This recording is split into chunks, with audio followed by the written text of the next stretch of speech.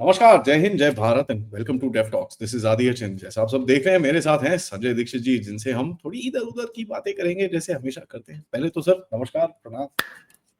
जय हिंद, जय भारत, वंदे मातरम। वंदे मातरम। तो सर शुरू करते हैं hot topic of the day. मैंने सुना आपके शहर के आसपास कहीं ना कहीं सोनम वांगचुक को रखा हुआ है, आप मिलके गए हैं? भाई साहब, मैंने तो सबसे पहले वेलकम किया उसको। Welcome to Rajasthan. देखा नहीं आपने मेरा ट्वीट? है। तो ये क्या था सर? आपके हिसाब से आपकी क्या सोनम एनालिसिस है, क्या था? वांगचुक। देखिए, जितने भी बड़े टेररिस्ट हुए हैं वो सारे के सारे जोधपुर जेल में रखे जाते थे। आप क्या नाउ यू बोलना चाह पुट रहे हैं sir? Now you put two and two together. मैंने मैंने ये भी लिखा था, वैसे आप देखा होगा, जयपुर डायलॉग्स में एक ट्वीट था कि he should be declared a terrorist. What he was doing there was nothing short of terrorism. और टेररिज्म होता क्या? टेररिज्म क्या होता है? टेररिज्म की डेफिनेशन ये है कि आप you put people in uh in order to influence their behaviour. यही कर रहा था, ये कर क्या रहा था? वरना लद्दाख जैसी शांत जगह में यार 59,000 स्क्वायर किलोमीटर का एरिया है इंडियन लद्दाख में। 72,000 स्क्वायर किलोमीटर गिलगित बाल्टिस्तान में।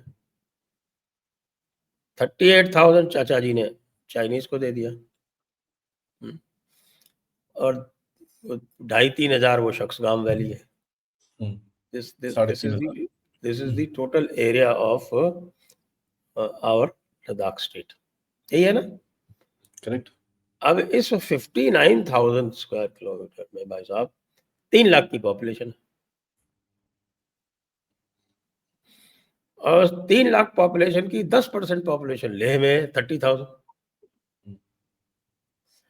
और उस पे जो है वो भाई साहब नेपाल वाला रेवोल्यूशन करने चले थे। उसके लिए उन्होंने नेपाल से आदमी भी मंगा लिए। और वो नेपाल के जो 40 आदमी हैं, उन्होंने सोचा कि साहब कि दे आर सो पावरफुल कि एक एक आदमी उन्होंने लगा कि उनको शायद गुरु गोविंद सिंह जी की याद आ गई। क्या हुआ कि एक एक को 1.25 लाख का समझने लगे। वॉट एवर, बस वही गलती वही हो गई। उनको पता नहीं है कि जम्मू कश्मीर वाले सारे लॉज लद्दाख में लागू होते हैं। भूल गए भाई साहब। क्या है कि किसी कॉन्स्टिट्यूशनल एक्सपर्ट से मेरे जैसे से थोड़ा सलाह वलाह ले लेनी थी। मैं बता देता कि यार पीएसए लगता है, एनएसए लगता है। और दूसरी बात, सबसे सबसे जो खराब बात है उनके लिए कि जुरिस्डिक्शन भी Jammu and Kashmir high court का लगता है। जो ऐसे टेररिस्ट को और इनसे खतरनाक टेररिस्ट को डील करने का आदी है डेली बेसिस पे। अब एनएसए में गिरफ्तार किया गया है। एनएसए के जो प्रोविजंस हैं उसमें ये सुप्रीम कोर्ट नहीं पहुंच सकते डायरेक्ट। मेरा अगला सवाल यही था, इसको प्रोटेक्शन कहाँ से मिलेगी सर? मैं बता रहा हूँ आपको एनएसए में क्या होता है कि साहब के एनएसए में 2 तरह के प्रोविजंस होते हैं। मतलब आपको डिटेन किया जा सकता है। This is detention, this is not arrest as such, this is detention. 1 साल के लिए आपको डिटेन किया जा सकता है on the grounds of either public order और नेशनल सिक्योरिटी। ये तो गया। आइदर पब्लिक ऑर्डर और नेशनल सिक्योरिटी। मैं इसलिए जानता हूँ कि मैंने खुद एनएसए के ऑर्डर्स जो है, वारंट्स मेरे हाथ से साइन किए हुए हैं। और उसमें कितना दिमाग लगाना पड़ता है मैं जानता हूँ। क्योंकि पब्लिक ऑर्डर की जो डेफिनेशन है वो बड़ी नैरो है। Public order is not law and order. Okay, ये सेटल्ड जुडिशियल प्रोपोजिशन है कि law and order is not public order, public order is something larger है।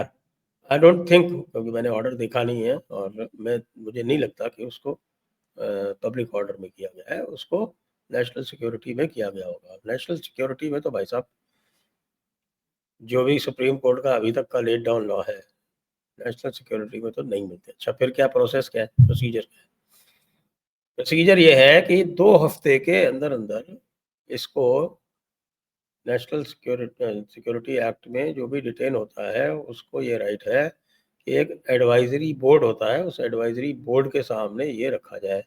वो एडवाइजरी बोर्ड जो है वो हाई कोर्ट के किसी सिटिंग जज द्वारा हेड किया जाता है, सिटिंग जज द्वारा। Okay, Jammu Kashmir high court का कोई सिटिंग जज जो है वो उस एडवाइजरी बोर्ड का हेड होगा।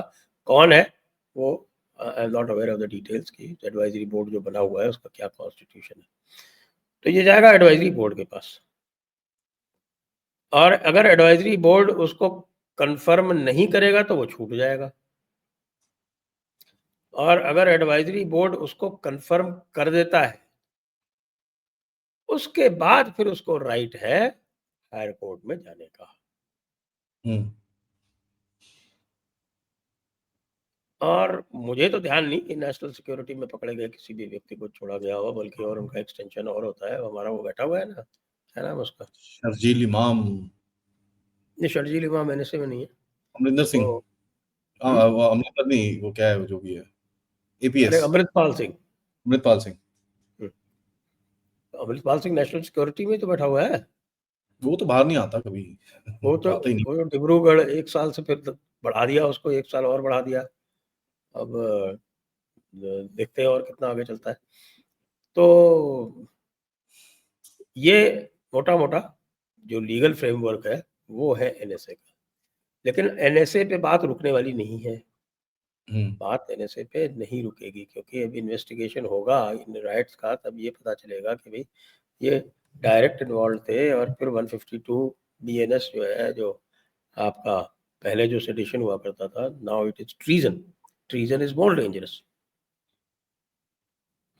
ट्रीजन का जो प्रोविजन है 152 बीएनएस का, वो लगेगा इनके ऊपर, उसमें 7 साल की सजा है minimum, maximum is life imprisonment.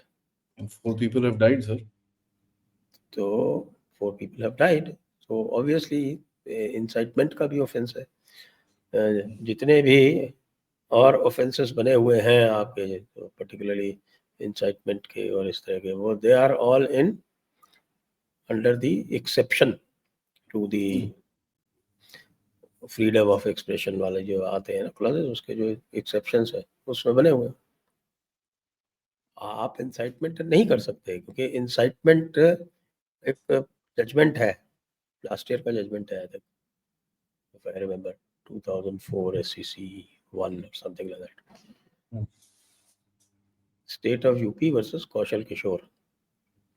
State अच्छा, ऑफ ओके, कौशल किशोर वाले केस में आई थिंक एक पहले भी हमने उसके जिक्र किया है कि नहीं। करेक्ट, आपने बताया सर। तो state of UP versus Kaushal किशोर में ये जितने भी इस तरह के लॉज हैं उनको एनालाइज किया हुआ है। क्यों किया हुआ है? क्योंकि एक को रेफरेंस था लार्जर बेंच को, और लार्जर बेंच को ये रेफरेंस था कि साहब की ये जो आपके लॉज हैं, जो भी फ्रीडम ऑफ एक्सप्रेशन के जो एक्सेप्शंस हैं 227, पहले तो 19(1) है, 19(1) में तो है आपका ABCDEFG, फिर उनके हर एक के एक्सेप्शन दिए हुए हैं 2 3 4 5 6 7 8 इस तरह से। तो वो जो एक्सेप्शंस हैं उसके अंदर कौन कौन से लॉज प्रोटेक्ट होते हैं उन एक्सेप्शन से, वो पूरा बड़ा अच्छा जजमेंट दिया हुआ है, एक्सीलेंट जजमेंट है, आई लव दैट जजमेंट। तो ये लोग जो भी चिल्लाते रहते हैं ना बाहर, आपके जो एक्टिविस्ट्स हैं ये सब चिल्लाते रहते हैं कि साहब ये बड़ा अन्याय हो रहा है और फ्रीडम ऑफ एक्सप्रेशन नहीं है, उन गधों को मैं कहूँगा कि जरा वो फ्रीडम ऑफ एक्सप्रेशन के क्लॉज को अच्छी तरह से पढ़ लो। तो उसमें 8 एक्सेप्शंस दिए हुए हैं सीधे सीधे, जिसमें पब्लिक ऑर्डर है, sovereignty and integrity of the country है, जिसमें इंसाइटमेंट है, जिसमें डेफेमेशन है, कंटेम्प्ट ऑफ कोर्ट है, ये सारे लॉज उसने दिए हुए हैं अच्छी तरह से। तो भाई साहब लंबे गए, मुझे तो ऐसा लगता है लंबे गए। सर इनका और जो इको, लंबे गए, अगर लंबे गए तो अगर इसका हम रेमिफिकेशन देखें, लार्जर रेमिफिकेशन देखें, तो it's a big blow, big blow to the lobby, it's a very big blow to the lobby. तो भाई किसी भी व्यक्ति को आप पहले तैयार करते हैं, तैयार करने में टाइम लगता है। अरविंद केजरीवाल को तैयार करने में कितना टाइम लगा? 10 साल। तो हम तो 10 years और मोर। इस बंदे को ये तैयार कर रहे हैं I think about from about 2008। 8 से 2008 से इस बंदे को तैयार किया जा रहा है, इसके बारे में फिल्में बनाई गई। भाई फिल्म तो 3 इडियट्स हमने भी देखी थी एंड लाइक दैट फिल्म। अब बाद में पता चला कि साहब की फुनसुक वांगडू कोई रियल बंदा है, तो नेचुरली आपके इनर रेसेस में उस बंदे के प्रति रिस्पेक्ट आती है कि अच्छा इस तरह का भी बंदा है। ये तो बाद में पता चलता है कि साहब की तो सारा एक बिल्डिंग ऑफ ऑपरेशन है। वो बिल्डिंग ऑफ ऑपरेशन इसने थोड़ी तो अपनी बेवकूफ़ी से, और थोड़ा मुझे लगता है कि सरकार जो थी वो डेफिनेटली प्रोएक्टिव थी इसमें, and they did it immediately, that is good. They have sent that unambiguous unambiguous message कि भैया ये टॉलरेट नहीं होगा। अब 6 तारीख को जो मीटिंग करने वाले हैं ना, वो भी जाएंगे, तो वो भी सावधानी से जाएंगे। एमएचए में मीटिंग तो पहले से तय थी। They were already talking to the legitimate groups. अब उनका इसको स्टेटमेंट ये क्या हो है? गया, इसको उनका ये हो गया स्टेटमेंट आपके, मुझे नहीं माना गया, मुझे इनवाइट नहीं किया गया, मुझे लेजिटिमेट ग्रुप नहीं माना गया। तो वो जो उसकी जो पीक थी, जो पीड़ा थी उसकी, उस पीड़ा की वजह से I think he overplayed his hand and he is going to go down as a martyr to the cause. And they will keep celebrating his martyrdom. Sir क्योंकि ये सर ये समझ में तो नहीं आया कि आपने कि the Indian state is very successful in dealing with insurgencies. सबसे बड़ी इंसर्जेंसी कौन सी है? Naga Longest in terms of length and in terms of spread Naga is there? No. Naga in the north Naga is the oldest, but the spread is limited. The spread is otherwise limited. Maoist It is Maoist. Pashupati to Tirupati, तोड़ दिया पूरा। तो वो Pashupati to Tirupati जो है, where is it now? 6 feet under the ground, sir. It is now limited to 3 districts of Chhattisgarh. 3 districts virtually. 3 districts of Chhattisgarh. And there also, they are running for cover all the time, और जितना भी influence लगा सकते थे उनके पास, जो भी influencer थे, जो भी उनके पास जो पॉलिटिकल उनके लीडर्स थे, जो भी वकील थे, सबको ट्राई कर लिया उन्होंने कि भाई ये हम सीज फायर करना चाहते हैं। The government said, what the hell? There is no war. Are you another country or we are at war? What do you mean by ceasefire? Just surrender. That's all. अब surrender भी नहीं हुआ जा रहा तो मारे जा रहे हैं। I believe the central committee is now almost dysfunctional, क्योंकि बचा ही नहीं कोई सेंट्रल कमेटी। 2 बंदे बचे हैं सर, लास्ट 2। तो अब वो दो बंदों से जो कुछ भी करना चाहे वो करे, मजे करे। और छत्तीसगढ़ पीपल, आई बिलीव, जो भी रिपोर्ट्स आ रही हैं, of course I depend on those reports only, not from the main stream media, but report from the administrative circles. Okay, the people are really happy. They are enjoying their freedom for the first time. पहली बार उनको ऐसा लग रहा है कि भाई वो कुछ बोलेंगे तो उनको गोली नहीं मारी जाएगी, तो वो खुले में बोल सकते हैं, कुछ खुले में काम कर सकते हैं, जहाँ चाहे वहाँ जा सकते हैं। तो सर एक रिपोर्ट आई थी इसके ऊपर, पता है कुछ माओइस्ट को लेके आए थे, एक्स माओइस्ट को जो सरेंडर। अरे भाई माओइस्ट का तो ये हाल था कि आपके जो थी ना, एक आपके माओइस्ट की प्यारी, क्या नाम था उसका, गौरी लंकेश। हाँ तो गौरी लंकेश ने तो एक बार मुझे धमकी दे दी थी। उसके 28वें दिन उसका मर्डर हो गया। तो कुछ लोगों ने कहा कि संजय दीक्षित को भी इन्वेस्टिगेट किया जाए, क्योंकि गौरी लंकेश से उसके हॉट टॉक्स हुए थे ट्विटर के ऊपर। अरे हॉट टॉक्स से अच्छा, हॉट टॉक्स करना बंद करना पड़ेगा फिर तो डेंजरस हो गया। अभी टपक जाए मेरा क्या मतलब उसमें बीच में फटा। सर बट ये जो इकोसिस्टम है, आप देखिए कांग्रेस का इकोसिस्टम, कल जयराम रमेश से इट इज सरप्राइजिंग। लेकिन आप जहाँ रह रहे हो मैसूर में, मैसूर के बगल वाले जो जंगल हैं, this was a Maoist den. बहुत बुरे हाल होते थे। और ये इधर से पूरा आपका जहाँ ये ऑपरेट करता था वीरप्पन, ये नीलगिरी हिल्स से होते हुए सैंडलवुड पूरा sir. It was linked right up to Pashupati, यानी राइट अप टू नेपाल। पूरा कॉरिडोर था, not just to Tirupati but right down to Kerala and Karnataka. Karnataka के जंगल्स आपके, you know they were Maoist den. है,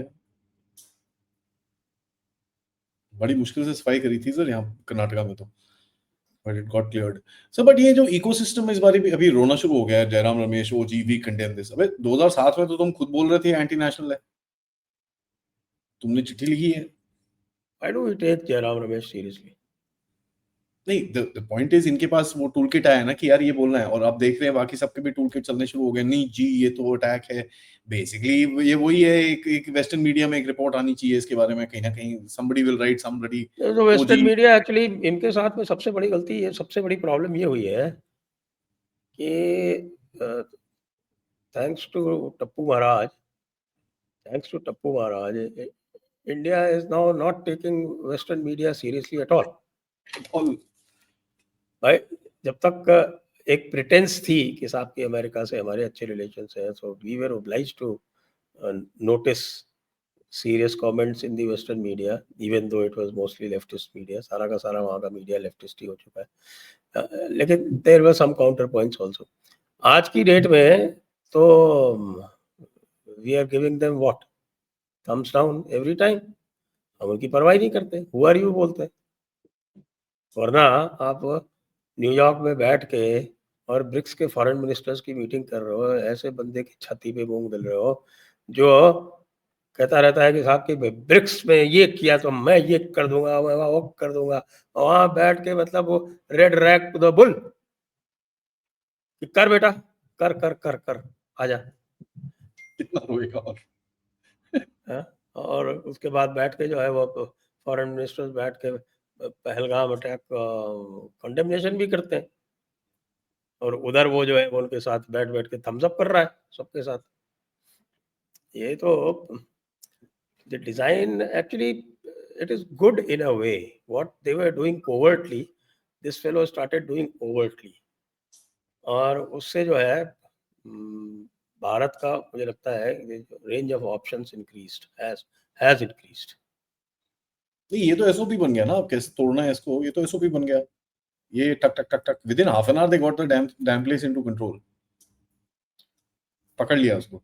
बट सर एक क्रिटिसिज्म है कि भाई आप सबको पता था, आप क्यों नहीं पकड़ सकते। और मेरा इसमें एक एनालिसिस है, मैंने काफी सोचा है इसके बारे में। I am not a legal person आपकी तरह, but I want to ask you and I have asked other people also, sir is it possible to arrest someone for conspiracy? आपने अरेस्ट कर लिया, but is it possible to convict someone on conspiracy कि भाई he is conspiring to create chaos? Can we do that? Is it legally possible हमारे judicial system? Legally it is possible, it is legally possible but difficult। इसको evidence जो है beyond reasonable doubt मिलना मुश्किल है, क्योंकि हमारा जो सिस्टम ऑफ एविडेंस है, देखिए 3 तरह के सिस्टम ऑफ एविडेंस होते हैं जनरली। ये एक तो होता है जिसको कॉल प्रीपोंडरेंस ऑफ प्रोबेबिलिटी, जो सिविल लॉ में यूज होता है। That is the standard of evidence in civil law.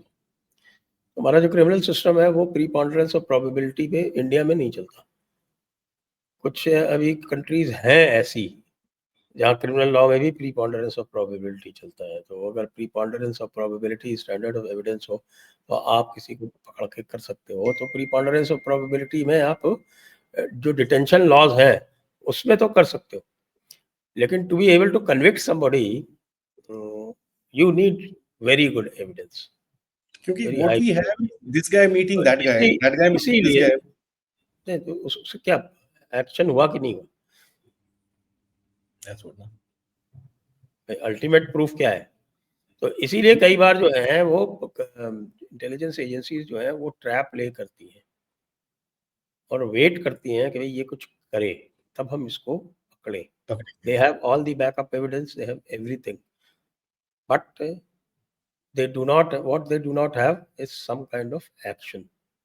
या तो वो पोजेशन में हो, जैसे टेररिस्ट को पकड़ा जाता है ना, तो उसके पास कुछ बॉम्ब होता है, कुछ that is a violation of some criminal law. You can not carry explosives, UAPA लग जाता है तुरंत ही। तो वो अक्सर इसलिए पकड़े जाते हैं और कंस्पिरेसी में कन्विक्ट हो जाते हैं क्योंकि उनके पास में इस तरह की कोई चीज़ मिल जाती है, वेपन्स और ये वो। वेपन्स और एक्सप्लोजिव्स, ये सारे के सारे जो एक्सप्लोजिव्स वो लेके ही चलते हैं, तो उसमें वो कन्विक्ट हो जाते हैं। लेकिन जो ये सोफिस्टिकेटेड ऑपरेशन होते हैं ना, ये सीआईए टाइप के, इसमें जो कॉज ऑफ एक्शन है, वो कॉज ऑफ एक्शन मिलना बड़ा मुश्किल हो जाता है। इसीलिए जो आपने देखा ना, कई कई बार वेट करते हैं कि भाई Was इसको this कुछ that kind of an करने दो, operation? इसको कुछ करने दो। Yes, I think so.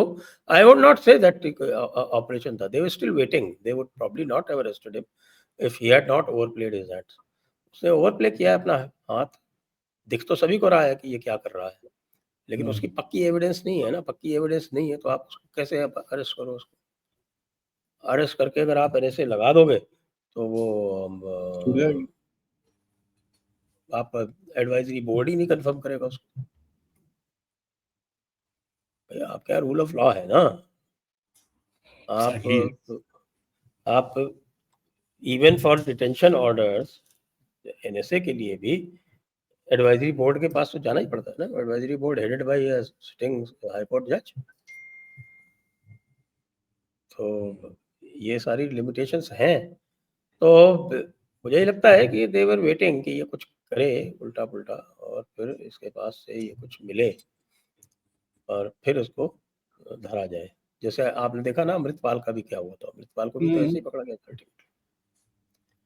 Protest करने अमृतपाल की कर सकते किसी। अमृतपाल ने अगर वो पुलिस स्टेशन पे चढ़ाई नहीं की होती तो उसको आप एनएसए लगाना उसके लिए मुश्किल हो जाता। और उसके बाद फिर आपने पुलिस स्टेशन पे चढ़ाई कर दी तो पूरा नेशनल सिक्योरिटी का मामला आ गया। उसके साथ में जो उसके सारे जो लिंक्स विंक्स थे वो सब लिंकअप हो गए, बन गया उसका जबरदस्त मामला। अब now even courts will not touch it. Yeah, nobody wants to. Sharjeel इमाम का क्या हो रहा है? हम्म। उमर खालिद मिस्टर यू, जिसके लिए जो है वो आजकल चंद्रचूड़ जी से सवाल पूछे जा रहे हैं। I must admire Mr. Chandrachud's courage that he is able to take on these पंचमक्कार्स। I had a certain amount of respect with the guy always. वो जब वो थोड़ा वो अब देखो सर हार्वर्ड ग्रेजुएट है तो वो थोड़ा तो उस डायरेक्शन में बोलता है, but otherwise the guy was pretty centered, unlike the gentleman that Yes, we yes, have. I mean, he's rational enough to be able to show these guys the mirror. ये वाला तो बिल्कुल भी गया हुआ है। अब उमर खालिद का केस क्या है? अब जो लेटेस्ट उसका जो बेल लगा है, मैं बता देता हूँ आपको कि ये फिर अवॉइड कर रहे हैं क्योंकि वो जस्टिस अरविंद के यहाँ लगा है। और जस्टिस अरविंद का जजमेंट है कि यूएपीए में bail is not the rule, jail is the rule. ये उनका खुद का जजमेंट है। तो इन्होंने फिर चालाकी की, इन्होंने उस दिन जो उनके साथ में जो दूसरे जज बैठे हुए थे, उन दूसरे जज का जो एक्सेप्शन जो वकील था उसको सामने खड़ा कर दिया जिससे उस बेंच का एक्सेप्शन हो जाए। देख रहे हैं चालाकी? क्या होता है कि जजेस जो हैं वो पहले से इंडिकेट कर देते हैं कि उनके कुछ रिश्तेदार होते हैं या उनके कुछ बहुत क्लोज फ्रेंड्स या इस तरह के लोग यदि वकील हमारे सामने आए तो वो कॉन्फ्लिक्ट ऑफ इंटरेस्ट के चक्कर में कह देते हैं कि भाई ये मेरे सामने नहीं आने चाहिए। या तो पहले से कर देते हैं या सामने अगर कोई आता है तब एक्सेप्शन कर देते हैं। इट इज कॉल्ड कि एक्सेप्शन कर दिया। तो उनके साथ में जो जज बैठे हुए थे, ध्यान नहीं आ रहा कौन थे, उनका जो कोई रिश्तेदार था उसको खड़ा कर दिया लाके सामने, जिससे कि जस्टिस अरविंद की बेंच से मैटर हट जाए। जज रिप्लेस हो गया होगा। नहीं, सुनिए तो सर। उन्होंने सोचा कि साहब कि ये जो जोड़ी है ये बनी रहेगी तो इसके सामने नहीं लगेगा। पता चला जोड़ी तोड़ दी, दूसरा कोई लगा दिया साथ में। Naughty voice.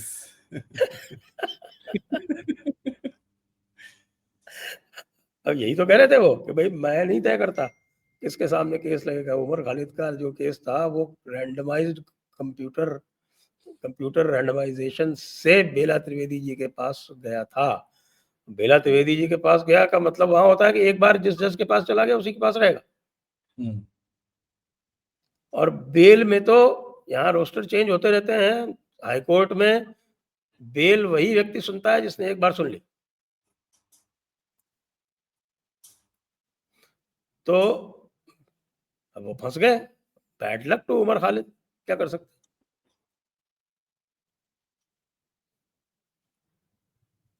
अब बट ये जस्टिस अरविंद क्या लग गया है, तो अब क्या करेंगे। जस्टिस अरविंद का कब है भाई, जरा देखो मैं रिटायरमेंट। एक मिनट। तो अब अल्लाह ताला उसकी हेल्प नहीं कर रहे हैं, तो हम क्या कर सकते हैं भाई। Oh 13th of July 2027 justice Arvind Kumar ये तो गया, ये नहीं आता बाहर, ये नहीं आता बाहर, छोड़ दो सर। 13th of जुलाई। तो साहब 13th of जुलाई तक तो जस्टिस अरविंद कुमार के पास है मामला। तो बेल तो नहीं, जेल। ये बात है, उनका खुद का जजमेंट कैसे काउंटर करेंगे, वो तो खुद का ही जजमेंट है उनका कि in UAPA bail is not the rule, jail is the rule. Sir but ये जो इकोसिस्टम है नाउ, इन लोगों ने कोशिश तो करी है, क्या ये आपके हिसाब से टेस्ट ट्रायल था कहीं और करने के लिए? क्योंकि उत्तराखंड में भी एक वो पेपर लीक का प्रोटेस्ट में लोग थोड़ा उकसाने की कोशिश करी, बट पंगा क्या हुआ, उत्तराखंड में पेपर लीक में तो गुस्सा है, बट वो दूसरा जो सुप्रीम कोर्ट का जो जजमेंट है उसका गुस्सा थोड़ा ज्यादा है, वहां पर उससे गुस्सा है। People are not able to link the two because there are two वो सेपरेट। इनकी भारी प्रॉब्लम है। Why they were trying Ladakh was कि लद्दाख में कोई काउंटर मोबिलाइजेशन सामने होता इनको दिख नहीं रहा था उनका कि वहाँ हिंदूज तो है नहीं। बाकी जहाँ आप देखते हैं कि जहाँ पे भी ये मुस्लिम से प्रोटेस्ट कराते हैं और कोई इनको मिलता नहीं। They catch hold of these Muslim groups और they try to create ruckus. जैसे अभी आपने देखा कि ये मुस्लिम ग्रुप से ये जो आई लव मोहम्मद वाला जो चलाया जा रहा है वो। जी, मैं पूछने वाला था उसके आपसे उसके बारे में। तो क्या हुआ कल तौकीर रजा को हाउस अरेस्ट करके रख दिया। तौकीर रजा, अब आप देखिए कि अहमद रजा बरेलवी का वंशज है, the founder of the Barelvi sect. जी, कुछ हुआ? बरेली में कोशिश करी कल रात को, लेकिन बरेली में जो कोशिश करी तो वो तो योगी जी ने इलाज कर दिया उनका। आज he has come on record also कि वो मौलाना जो है उसको समझ आ गई होगी अब तक कि यहाँ ये सब नहीं चलने वाला है। अब मौलाना का और भी कोई इलाज कर दिया हो, उसके तप्पा मुक्की कर दी हो, झापड़ा मार दिया हो, दाढ़ी वाड़ी खींच ली हो, तो पता नहीं। We have no such evidence. And actually, if there is such a thing, we will condemn it. हम लोग तो बहुत रीजनेबल लोग हैं, वायलेंस वेरी बैड सर, हाँ, very bad, very bad, very bad. Very bad. लेकिन ये जो वीटो है वो कई जगहों पे नहीं चल रहा ना। और वो जो मौलाना था जिसने खड़े होके एक महाराष्ट्र में ये अनाउंसमेंट किया था कि भाई वो टकले को यहाँ भेजो, उसको यहीं दफना देंगे, वो भी अरेस्ट हो गया। तो भाई the only place where they can safely carry out this operation are Congress states. West Bengal, Congress states. लेकिन कांग्रेस में करे तो यार खुद की इज्जत जाती। भाई किसके खिलाफ करे? धारवाड़ में हुआ बहुत जबरदस्त प्रदर्शन, को पता है, बहुत जबरदस्त डेमोन्स्ट्रेशन हुआ है कांग्रेस सरकार के खिलाफ। That is because they are not notifying government job vacancies. हाँ बोलते नहीं है सर, कर्नाटका में पीपल डोंट स्पीक, सो वो थोड़ा स्लीपी सी सोसाइटी है। इट्स अ वो अपना काम करते हैं, देयर देयर लाइक दैट। वहां पर you I have seen but protest यहाँ इवन पर देन धारवाड़ में हुआ ना, हुआ ऐसे बच्चे हैं ना सर। तो जेन जी की प्रोटेस्ट जो स्पॉन्टेनियस प्रोटेस्ट थी वो तो हमें कर्नाटका में देखने को मिली, और कहीं तो देखने को मिली नहीं अभी तक। बाकी तो मैन्युफैक्चर्ड है सारी की सारी। नहीं, 2 जगह देखी ना सर जेनजी की प्रोटेस्ट हमने, डीयू में और हैदराबाद यूनिवर्सिटी में।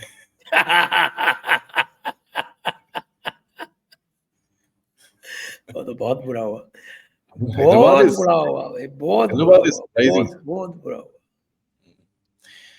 सर अभी देखें बंगाल की तरफ, मेरे को जरा 2-4 मिनट डालने हैं। बिहार बंगाल रीजन पॉलिटिकली तो कुछ हो नहीं रहा वहां पर, ये लोग पहुंचे पहुंचे रहते हैं हर हफ्ते वहां पर, एक कोई जाके एक बड़ा वो डिक्लेरेशन, हम ये दे देंगे जी, वो दे देंगे जी। बट पॉलिटिकली इंडिया अलायंस के अंदर बिहार में तो कोई इनको I don't see vote sharing पे कोई एग्रीमेंट भी नहीं दिख रहा मेरे को, क्योंकि वो एक तरफ बोलता मैं सारी लड़ूंगा और दूसरी बोलता मैं ये करूंगा, कुछ पता नहीं है क्या है। एंड मेरे को इंटरेस्टिंग चीज ये लगी, तेजस्वी यादव जो अपनी रैली कर रहा था वहां पर, उसने एक बारी भी वोट चोरी नहीं बोला। गाली गलौज करी, पीएम की माता को गाली निकाल दी, सब कुछ कर दिया, बट वो नहीं बोला। उसको पता है कि ये इशू नहीं है। वो कम से कम you have to give him credit कि भाई इतना वो रूटेड है, इतना तो रूटेड है वो कि वो जानता है कि ये बकवास है वोट चोरी वाली बात। लेकिन अब वो हल्ला कर रहा है तो उसको झुठलाना भी नहीं चाहता, वो ये नहीं कहना चाहता भाई ऊपर तो after all he is an ally, तो उसको ये कैसे कहे कि तू गधा है, क्या फालतू की बातें कर रहे हैं। हो सकता है अंदर ही अंदर करता हो, लेकिन वो सुनता किसकी है? आप भी जानते हो, वो बंदा किसी की सुनता तो है नहीं।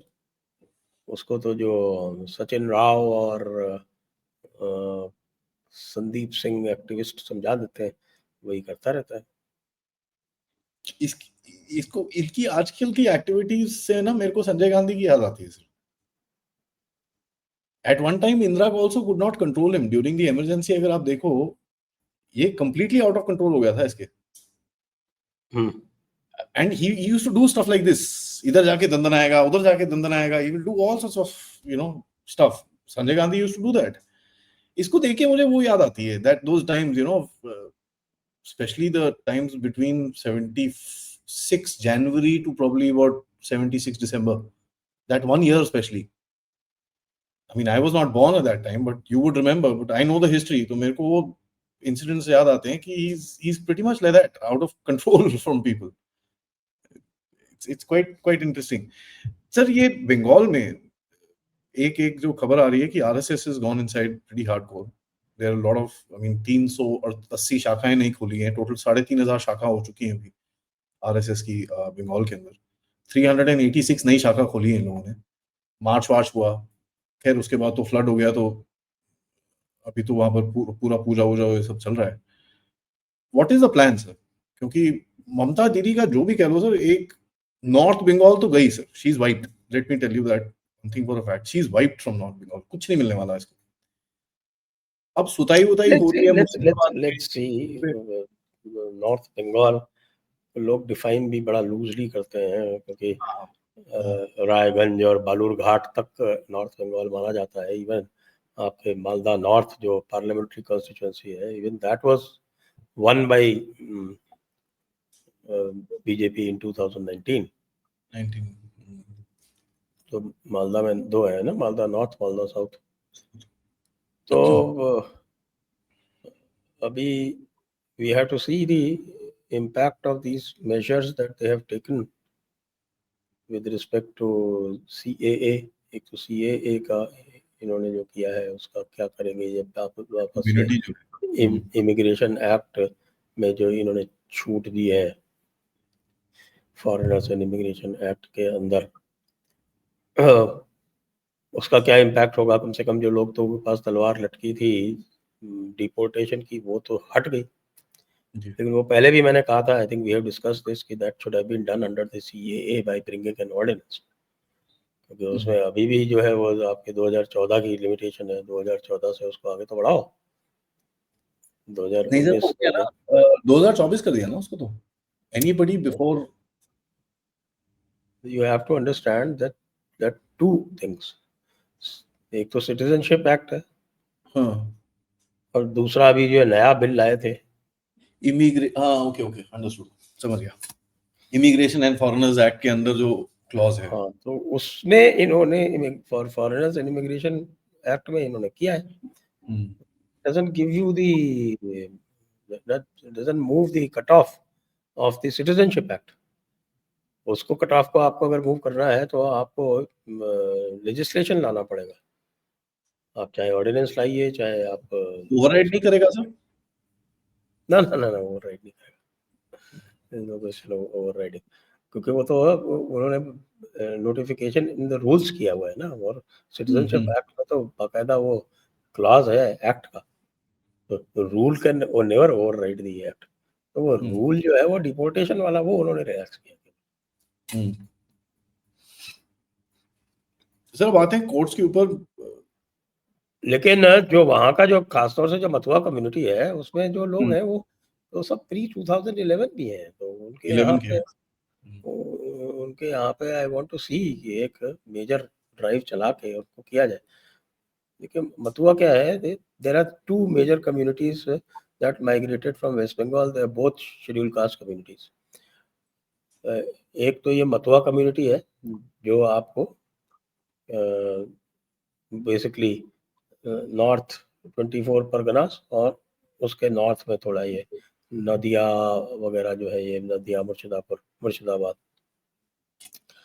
जो नॉर्थ बंगाल में कम्युनिटी है वो थोड़ी मिलिटेंट है, राजवंशी, तो वो लड़ लेते हैं इनसे, तृणमूल वालों से, वो पीछे नहीं रहते, वो मार्शल टाइप के लोग हैं। तो वो मार्शल टाइप के लोग हैं और इनमें एक बहुत अच्छा मैसेज जाएगा अगर ये सीए वाले को फास्ट ट्रैक पे डाल देते हैं। इन्होंने जो रूल्स बनाए हैं वो बड़े इंटरेस्टिंग हैं। उन रूल्स में स्टेट गवर्नमेंट कहीं नहीं आती है। उसमें आपको एप्लीकेशन देनी है ऑनलाइन, और वो एप्लीकेशन की जो कॉपी जाएगी वो जो डिस्ट्रिक्ट में जो इंचार्ज होगा वो वहाँ का हेड पोस्ट मास्टर होगा, who is a central government employ. जो वेरिफिकेशन है उसमें भी इनके पास प्रोविजन है कि ये सेंट्रल एजेंसी से वेरिफिकेशन करा लें। तो they have basically Mamata Banerjee को तो उन्होंने इस पूरे लूप से निकाल ही दिया। तो उसके बाद मुझे लगता है कि इनको एक्सपेडाइट करना चाहिए और तेजी से एक्सपेडाइट करना चाहिए। बट आई सी धीरे धीरे करके मूवमेंट स्टार्टिंग टू बिगिन, जो हमने एक डेट रखी थी ना कि पूजा के बाद शुरू हो जाएगा गेम, और दिख रहा पूजा के है बाद गेम। शुरू होगा गेम तो, और उसमें एक इम्पॉर्टेंट बात और भी है कि भैया आपको अभी भी जो ऑर्गेनाइजेशनली चीज़ें जो हैं वो they are not all right, जो लोग मुझे बता रहे हैं। पिछली बार भी यही हुआ था, इस बार भी वो जहाँ तक स्थिति है वो बहुत ठीक नहीं है। और दूसरी बात ये है कि people are scared. People are scared sir, you will have to go in with force, आपको सीआरपीएफ डिप्लॉय करनी पड़ेगी। पीपल आर स्कैर्ड नहीं, सीआरपीएफ डिप्लॉय करके क्या कर लोगे आप? सीआरपीएफ तो खाली जितने ही दिन तक इलेक्शन चल रहा है उतने दिन तक ही तो है, बाद में क्या कर लोगे आप? अनलेस, मैं फिर से वही दोहरा रहा हूँ कि unless you get the election done under president's rule, आपको वहां पर विक्ट्री मृग मरीचिका ही रहेगी। It will remain a mirage unless you pull up your socks and be courageous enough to impose president's rule.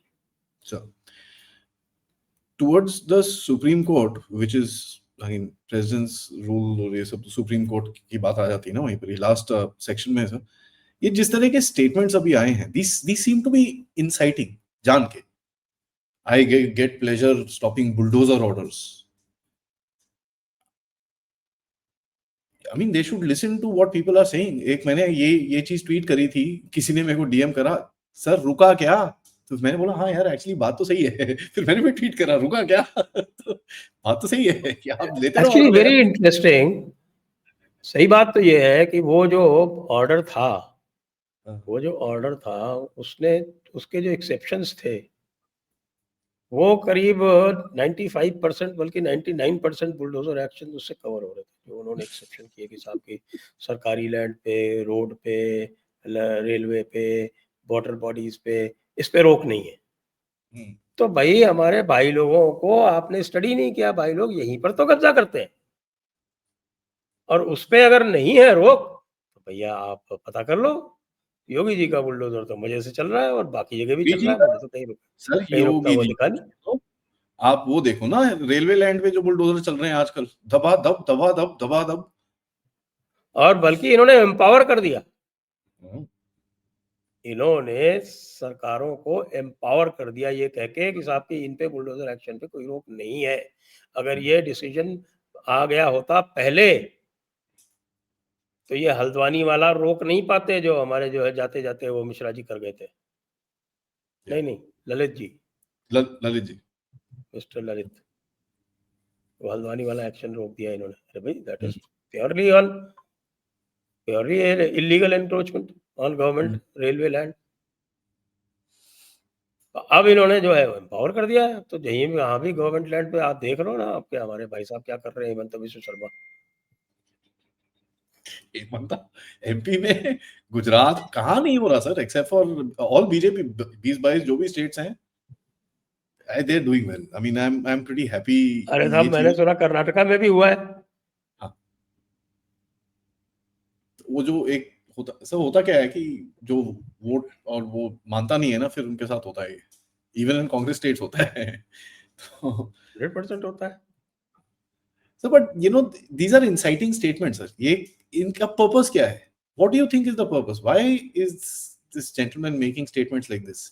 Vishnu Bhagwan पे आपने इतना बड़ा स्टेटमेंट दे दिया, you could have just come out and said, you know, I didn't mean to this thing, this comment of mine was more towards this person, apologize if anybody got hurt, खत्म हो जाती बात यार, it was a हल्का comment, please I am sorry, I didn't mean anything, खत्म, finished. And then you go to an event जहां पर ब्राह्मणों पे आप जोक्स बना रहे हो, यू लाफिंग अवे, पेट पकड़ के हंस रहे हो आप।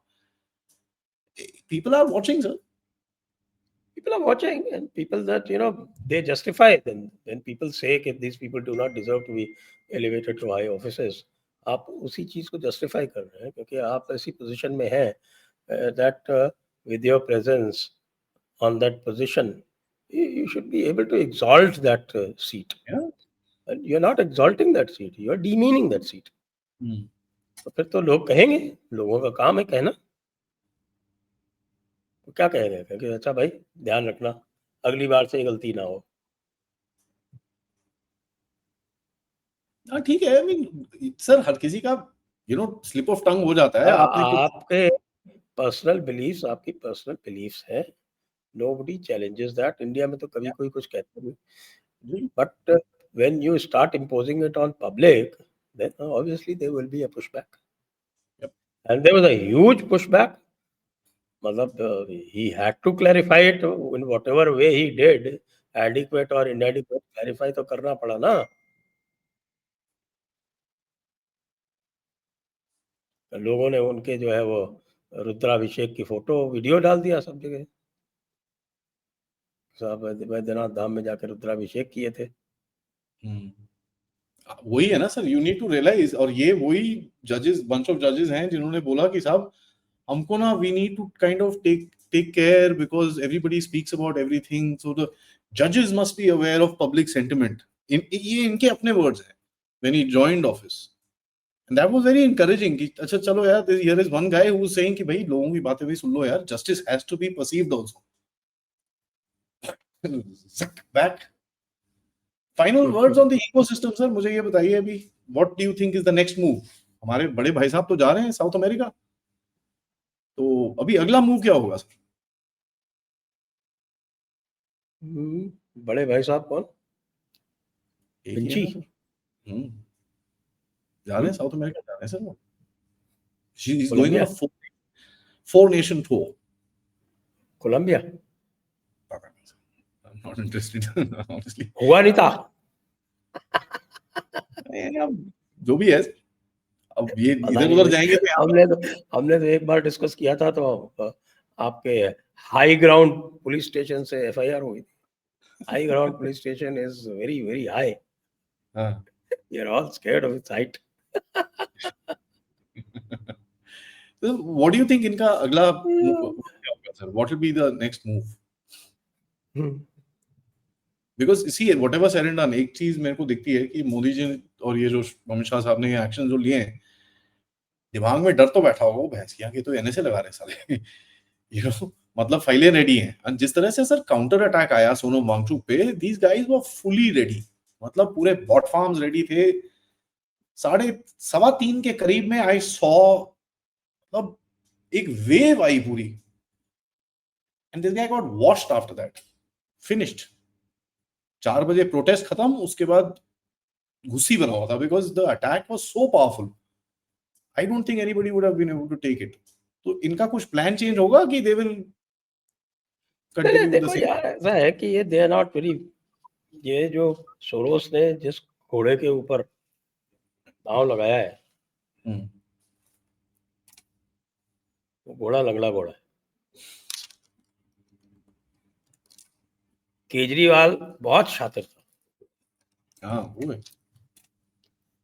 वो बंदा इतना शातिर था कि आप ये देखिए कि कई सालों तक तो पता ही नहीं चला उसका इंटेंशन पब्लिक को. हम लोगों को तो खैर पता चल रहा था, लेकिन पब्लिक को बिल्कुल पता नहीं चलने दिया उसने. उसका सारा एनर्किस्ट एजेंडा, उसका सीआईए एजेंडा वगैरह किसी को पता नहीं चला. लेकिन ultimately CIA had to give him up. करना पड़ा ना, क्योंकि वो घोड़ा जो था वो प्रॉपर नहीं निकला. अब यहाँ तो लंगड़ा घोड़ा है.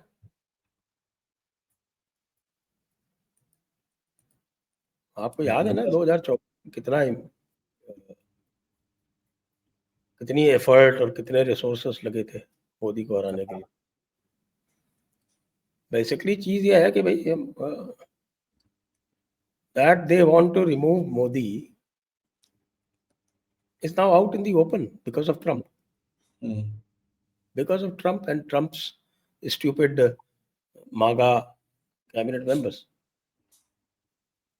What Navarro says or what Lutnick says or what Scott Bessent says, वो जो उनकी हॉस्टिलिटी है और एक तरह से वो जो एक इंपीरियलिस्टिक हेट है, कंटेम्प्ट है भारत के और मोदी के प्रति, वो दिखती है ना, बिल्कुल ओपनली दिखती है. It is unmistakable. तो ये चीज जो थी बाइडेन के टाइम पे छुपी हुई थी. हम अंदाजा लगाते थे कि भाई ये क्यों जा रहे हैं बांग्लादेश में, ये क्या कर रहे हैं, कैसे कर रहे हैं. But then they used to camouflage it. Now it's out in the open. When it's out in the open, so who is reacting? They have lost, you know what they have lost? हमारे यहाँ America के प्रति hostility कभी नहीं थी भारत में, मुझे तो नहीं याद पड़ता. मे बी 1971 या उस टाइम पे रहा. आज आप रेफरेंडम ले लो, तो they have lost the Indian public. और Indian public is a very powerful force. कभी ये निर्णय ले लेते हैं कि हम इसको बायकॉट करेंगे और कर देते हैं, तो भाई समझ लो कर ही देते हैं. सब देश गिरा दिया था, एक देश गिरा दिया, एक भैंस किया मालदीव्स में. I mean, this is the first time citizenry changed the country. कि तू साले पूरा इंडियन सोशल मीडिया नहीं किया, और किसने किया? regime change experts. अब आज देख लो आप, आज उसका हाल. Yeah, that's what. आज मालदीव्स का और मुज्जू का हाल देख लो. Yeah. किस तरह से झुक के जो है वो प्रणाम करता है मोदी जी को. तो ये जो लैक ऑफ मैच्योरिटी है मागा में, तो इस लैक ऑफ मैच्योरिटी ने उनके जो कोवर्ट डिजाइन्स थे वो उनको ओवर्ट डिजाइन में बना दिया है. ओवर्ट डिजाइन ऐसा नहीं है कि कोवर्ट डिजाइन जो थे वो हमारे जो स्पाई मास्टर्स हैं उनको पता नहीं थे या प्राइम मिनिस्टर को पता नहीं थे.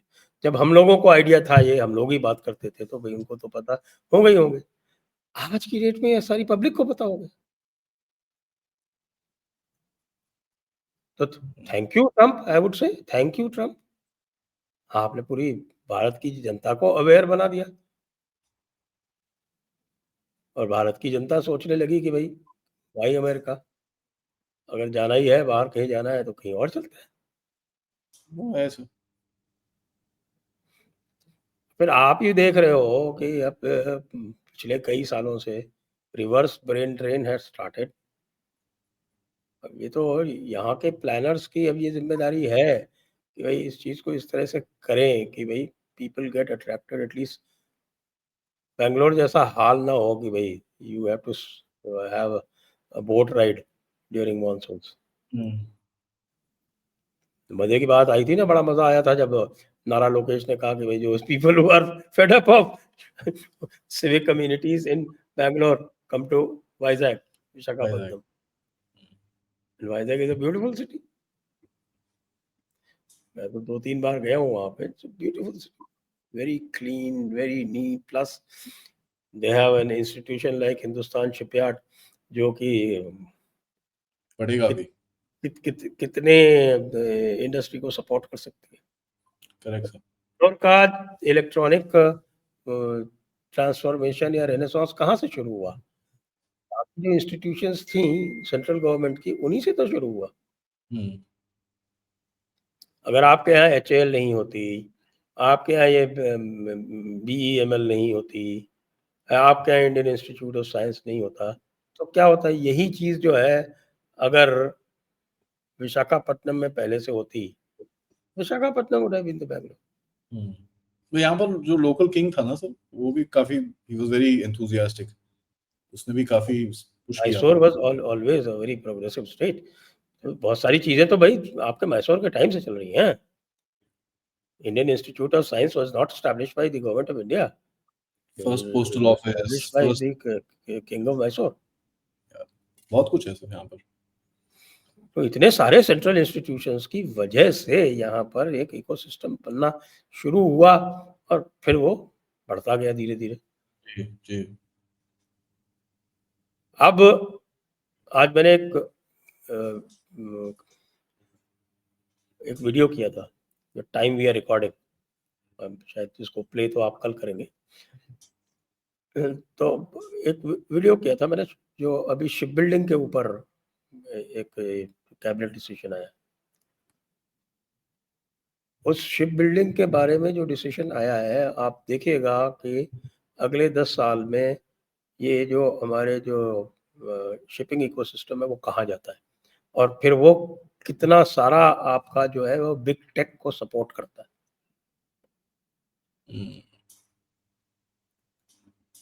We see major industries in the world, okay, जो दुनिया को चलाती हैं, ऑयल, फार्मा, आर्मामेंट्स, ठीक है, ये कन्वेंशनली 3 मानते हैं हम इसको, ऑयल, फार्मा और आर्मामेंट्स। इसमें बिग टेक घुस गई, इसमें बिग टेक भी आ गई अब। और इसके अलावा और आप इंडस्ट्रीज देखेंगे तो ship building industry is ranks just next to this. और आपकी अपनी शिप बिल्डिंग इंडस्ट्री हो, आपके खुद के शिप्स बनते हो, तो ये जो रोज आपको जो है ना ये ब्लैकमेल करते हैं, ईरान से मत लो, इधर से मत लो, उधर से मत लो, you can simply bypass that.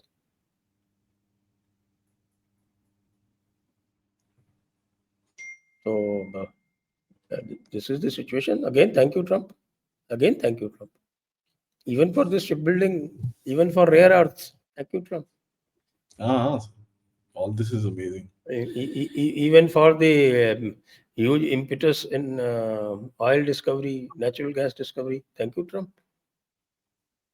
Thank you, Trump, and thank you, हमारा ecosystem भी, sir.